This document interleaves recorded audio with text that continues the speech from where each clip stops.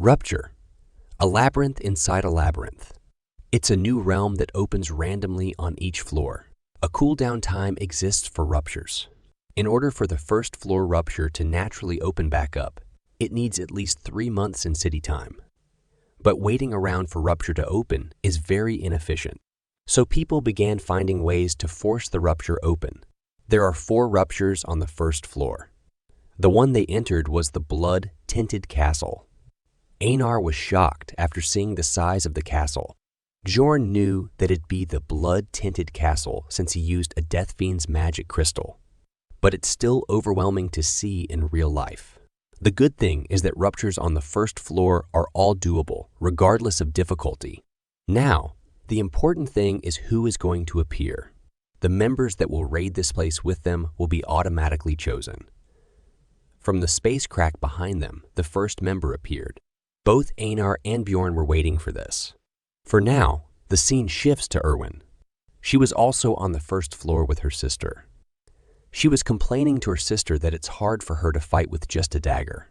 Her sister told her that she needs to be able to defend herself without the bow or spirit. Irwin told her that Bjorn said that specializing in what she can do best is what she should do, and that an explorer's duty is to trust the team and fulfill their own role the best they can. Her sister told her that he is right, but the world is not that nice, and a teammate is just a teammate. Don't put such a high value on them.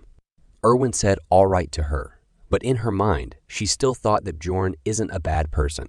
Then she asked her sister to go to the second floor, saying that she bet Bjorn is earning a whole lot of money up there right now.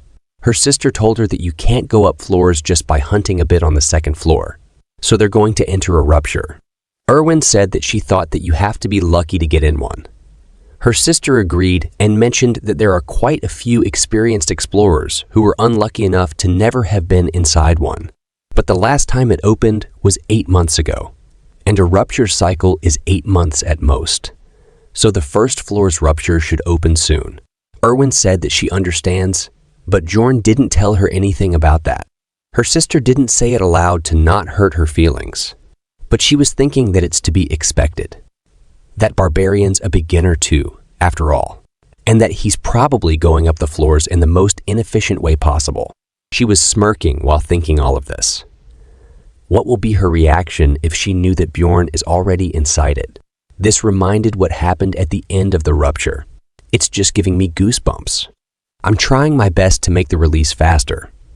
But for now, I can't do anything because it costs $10 per hour of video, plus my time. And until now, I am not get a single penny from this. But I promise I'll start uploading faster as soon as I start earning something. Maybe from next month, if you guys can support me in any way. For now, like Super Chat or membership, or on Patreon. I was still working on it, but I will give the link in comment or description for it. It would be great if you guys can. Let's get back to the story. Her sister asked Irwin to trust her, and she will make her unbelievably stronger than Bjorn in just a year. She was speaking, then suddenly the rupture opened in front of them. Both of them started running towards it. They almost entered it, but the rupture closed, and they were too late because someone else entered it, and the capacity is full. So the first party member is a dwarf. Then the second member entered, and it's a mage with a man to carry her luggage. Both Bjorn and Dwarf were surprised to see a mage on the first floor, but Einar was confused. So she asked Bjorn why a mage is that great, when the librarian also was a mage. Then Bjorn explained to her that the librarian was a 9th rank mage, and mages are an important resource to the city. So only those whose skills have been verified can enter. In other words, her being here means that she's skilled enough to have proved herself worthy. Does this mean we can see the librarian can become Bjorn's teammate in the future? It looks like many of your dreams might come true. The mage told Bjorn that he is quite knowledgeable for a barbarian. Then she introduced herself. She is a 6th rank mage, Alua Raven. If you guys don't know, the rank in this world is reversed, starting from rank 9 for both monsters and others. Some of you might think that the librarian is a legendary 9th rank mage from other stories' logic. She seems a bit condescending, but all the mages in the game were absolute scums. So she is basically a saint compared to them. Then she introduced the professional carrier that she hired. His name was Tarjin. Then the dwarf introduced himself. His name is Hikurad Murad. He is an explorer for 3 years. Then Bjorn and Einar also introduced themselves as Jandal's son, Bjorn and Feneline's second daughter, Einar. Did you guys also notice that Bjorn uses his father's name and uses her mother's name? I was just thinking, what if both of them are brother and sister? I know, I don't want to ruin your mood. It's just a random question that came to mind. Let's get back to the story. Then Bjorn asked them how they got into the rupture on the first floor, since they don't seem to have a reason to be working on that floor. The mage said that she can't tell the details, but heard that a rupture is going to open this time. The dwarf said the same for him. They're not talking about the method, but this is ladder kicking. In simple terms, they are monopolizing low-level ruptures and preventing new explorers from getting in. Then they started discussing how to divide the loot.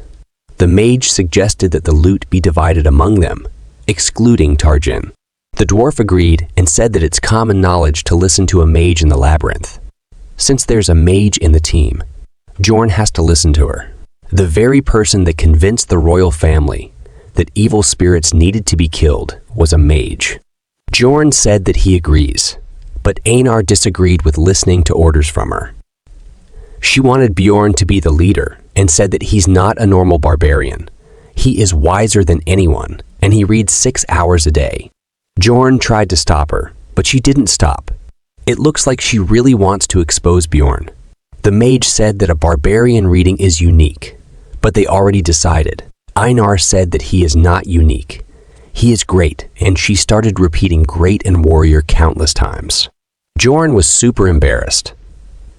Then the dwarf said it's a great thing to be respected by one's wife, and that he was envious of Bjorn.